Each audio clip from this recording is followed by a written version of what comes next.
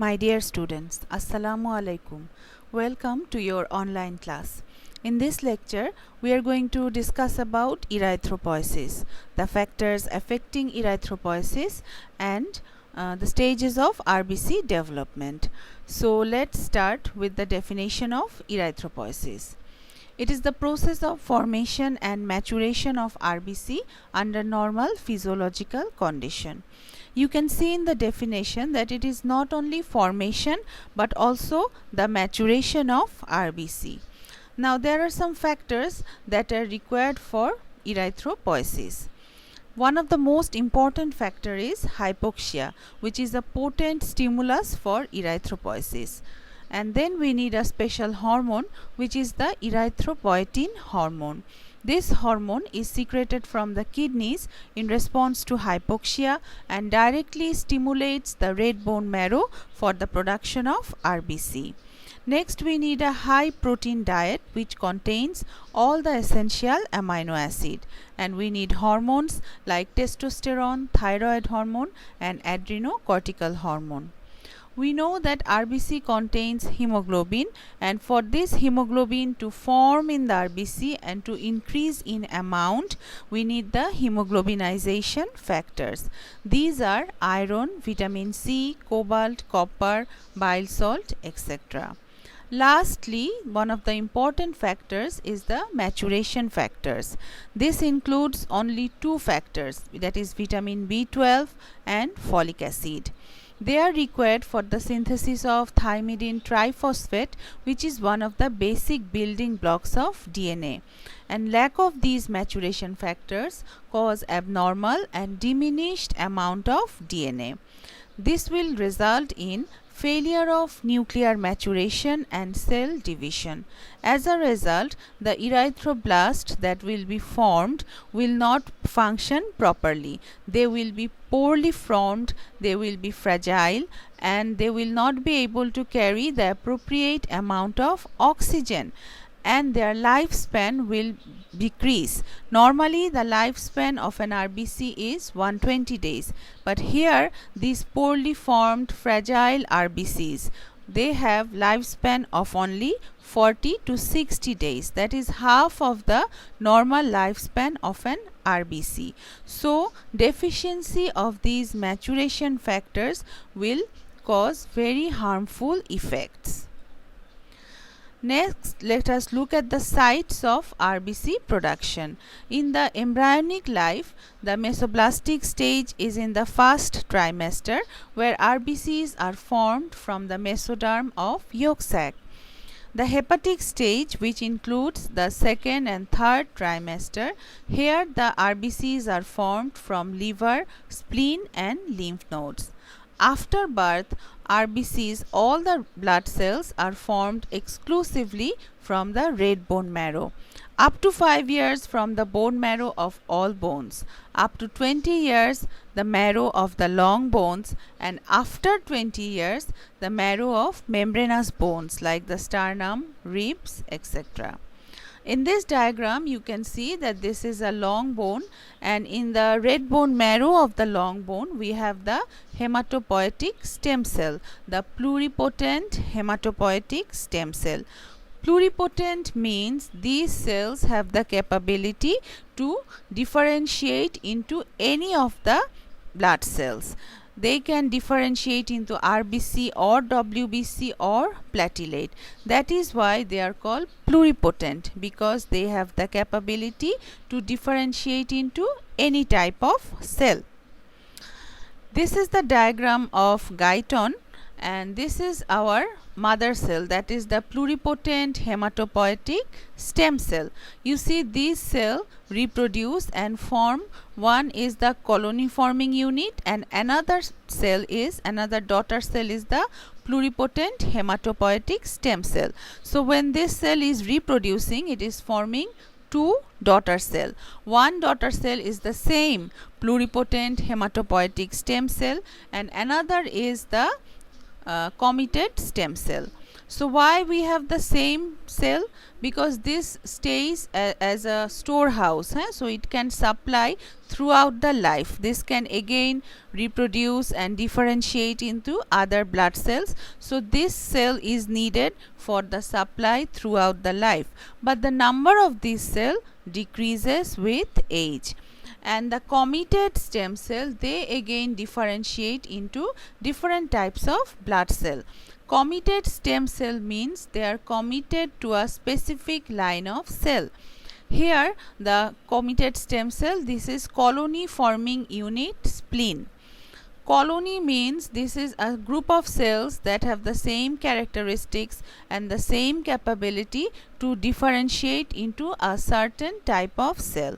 So this is colony forming unit spleen, which will differentiate into colony forming unit blast and then colony forming unit erythrocyte, from which we will get the mature erythrocyte. And then we have colony forming unit granulocyte monocyte, from which we will get the granulocytes and monocytes. We have colony forming unit megakaryocyte, which will produce the platelets. And here we have the lymphoid stem cell, which will differentiate into T lymphocyte and B lymphocyte. Differentiate means these cells goes and reproduces and grows into a specialized type of cell to give certain function. Let's see the definition of these two terms. One is the pluripotent hematopoietic stem cell, from which the cells of the circulating blood are derived, and they are capable of differentiating into any type of blood cell. So pluripotent means they are capable of differentiating into any type of blood cell. Committed means they are committed to a particular line of cell, and a committed cell that produces erythrocyte is called colony forming unit erythrocyte. And we have two other important terms that we need to know. One is growth inducers and differentiation inducers. Growth and reproduction of the stem cells are controlled by multiple proteins, and they are called the growth inducers. So these proteins, examples are interleukin 3, interleukin 5 and interleukin 6. They are responsible only for growth and reproduction, but we need another inducer, that is the differentiation inducer.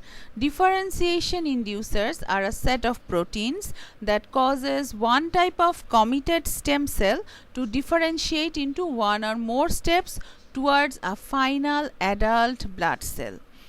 Okay, so they are committed and then they differentiate to a specialized type of adult blood cell, and it occurs through gene expression. So difference between growth inducer and differentiation inducer is growth inducer only causes growth, and differentiation inducer makes it a specialized type of cell. Now let's look at the stages of RBC development. The first stem cell, the mother cell, is the pluripotent hematopoietic stem cell. Then we have proerythroblast, basophil erythroblast, orthochromatic erythroblast, reticulocyte and erythrocyte. Okay, now let's see proerythroblast. This cell is devoid of hemoglobin. There is no hemoglobin. Basophil erythroblast is the stage where hemoglobin begins to form. And why we are saying basophil erythroblast? Because they stain with basic dyes. We have two type of dyes. One is acid dye and one is basic dye. Basophil erythroblast stain with basic dyes. That is why they are called basophil. Polychromatophil erythroblast. Polychromatophil erythroblast, they stain with both type of dyes, both the basic dyes and the acidic dyes. That is why they are called polychromatophil. And orthochromatic erythroblast, they stain with the same color as the dye. আচ্ছা, next look at here that orthochromatic erythroblast এখানে hemoglobin formation is complete. So hemoglobin formation started in the basophil stage and it is completed in the orthochromatic stage, and nucleus disappears, and this is called pycnosis. The nucleus actually condenses and it is extruded out of the cell, and this process is called pycnosis. Then we have the reticulocyte, which is a young red cell, and then erythrocyte, that is our final RBC, which is circular non-nucleated biconcave disc. So these are the stages of RBC development. This is the diagram where you can see pro-erythroblast. Here we have the nucleus, but we don't have any hemoglobin. Then basophil erythroblast, polychromatophil erythroblast, orthochromatic erythroblast, reticulocyte. Here only a reticular meshwork of RNA is present, and as it is a reticular meshwork of RNA is present, so it is called reticulocyte, but there is no nucleus. And then we have the final mature erythrocytes. Reticulocytes do not have nucleus, but they contain small amount of basophilic material consisting of the remnants of Golgi apparatus mitochondria. They are called reticulocytes because of a reticular meshwork of ribosomal RNA. So you can see in this diagram, this is important. Sometimes it is asked in Viva why they are called reticulocyte, because they contain, there is no nucleus, but there is a reticular network of RNA. And normal count in adult is 1% of RBC, and in infant 2 to 6%. Reticulocytes actually from the bone marrow, they come into the circulation and they remain in the circulation for 1 to 2 days, and then they become the mature erythrocyte. Here you can see that we have the pluripotent hematopoietic stem cell, then pro-erythroblast. This is the three stages are included here. One is basophil erythroblast, polychromatophil erythroblast, and orthochromatic erythroblast. Then we have the reticulocyte, which from the bone marrow they enter into the circulation, and then they become the RBC, which has a lifespan of 120 days. So in the bone marrow, the stages are from pluripotent to reticulocyte, and then the reticulocyte enters into the circulation, and so we can find in the blood erythrocyte, mature erythrocytes, and 1 to 2% of reticulocyte. So what are the changes that occur during the development of RBC? The cell size gradually decreases, hemoglobin begins to appear and increases in amount, nucleus condenses to a small size and is eventually extruded from the cell, which is called pycnosis. Endoplasmic reticulum is reabsorbed and cell becomes eosinophilic from basophilic. Now what are the peculiarities of RBC? We can see that RBC do not have a nucleus. As a cell, we know all the cells contain nucleus, but among the blood cells, the RBC and platelet, they don't have nucleus. Then there is absence of mitochondria, absence of DNA and RNA, so protein synthesis is not possible, and it contains hemoglobin. So why do we call RBC a cell? It is a cell because it has a definite lifespan of 120 days, and it carries out all the metabolic functions by the help of enzymes. For these two reasons, even though RBC don't have a nucleus, it is a cell. And what is the importance of the biconcave shape of RBC? For this biconcave shape, RBC can easily squeeze through the capillaries, and it allows more room for hemoglobin. So this is all for today. In the next class, I will discuss about the fate of RBC. So thank you and Allah Hafiz.